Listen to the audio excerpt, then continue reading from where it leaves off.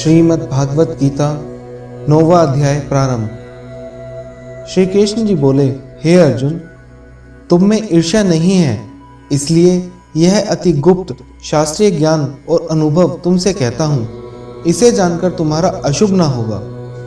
यह ज्ञान सब विद्याओं में श्रेष्ठ तथा सब गोपनीयों में गुप्त एवं परम पवित्र, उत्तम, प्रत्यक्ष फल वाला और धर्मयुक्त है। साधन करने में बड़ा सुगम और नष्ट नहीं होता। हे परंतप, इस धर्म पर जो श्रद्धा नहीं रखते वे मुझे नहीं पाते और इस मृत्यु युक्त संसार में बार बार लौटते हैं। मैं अव्यक्त हूँ और मैंने ही यह सब जगत प्रकट किए हैं। सब प्राणी मुझ में स्थिर हैं, किंतु मैं उनमें नहीं हूँ। मुझ में सब भूत भी नहीं है।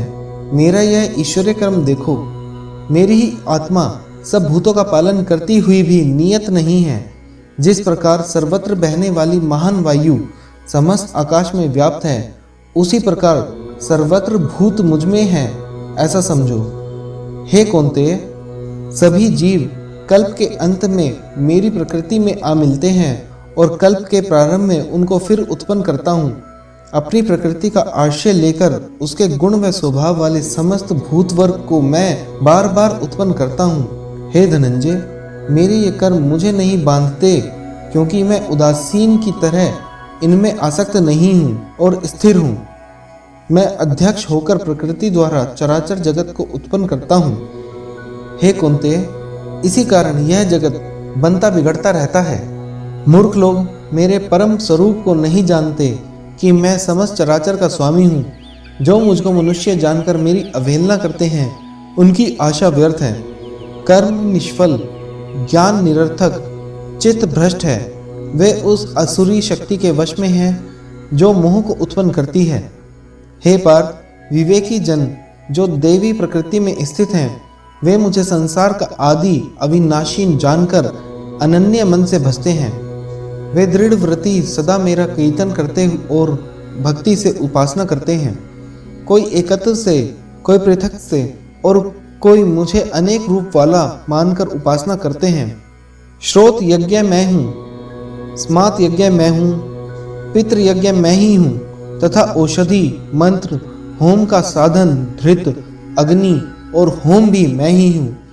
इस जगत का पिता, माता, धारण करता, पितामह, जानने योग्य पदार्थ ओंकार, ऋग्वेद, सामवेद और यजुर्वेद भी मैं ही हूँ। गति पालन करता, प्रज्ञा साक्षी, निवास स्थान, रक्षक, मित्र, उत्पन्न करने वाला, संहार करने वाला, आधार, प्रलय स्थान और अविनाशी बीज मैं ही हूँ। मैं सूर्य रूप से तपता हूँ, मैं ही वर्षा करता हूँ तथा हे अर्जुन, मैं ही अमृत और मृत्यु भी हूँ और सत और असत भी हूँ।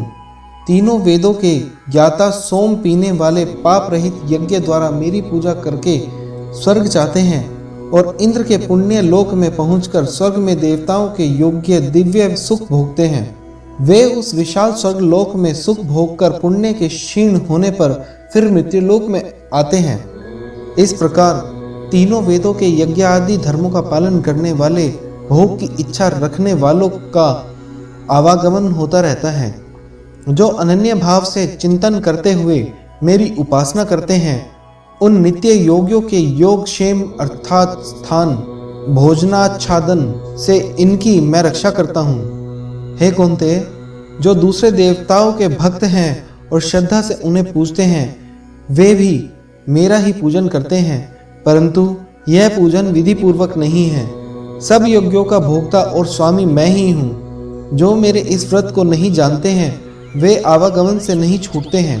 देवताओं के पूजने वाले देवलोक को प्राप्त होते हैं, पितरों के पूजने वाले पितृलोक को प्राप्त होते हैं, यज्ञादिकों के पुजारी यज्ञ लोक को जाते हैं और मेरा पूजन करने वाले मुझे प्राप्त होते हैं।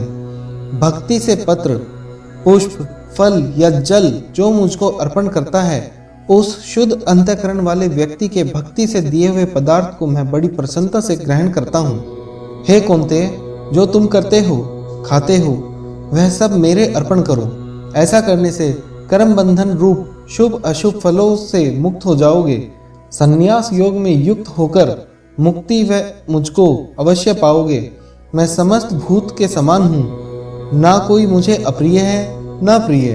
जो कोई मुझको भक्ति से भजता है वह मुझ में है और मैं उसमें हूँ।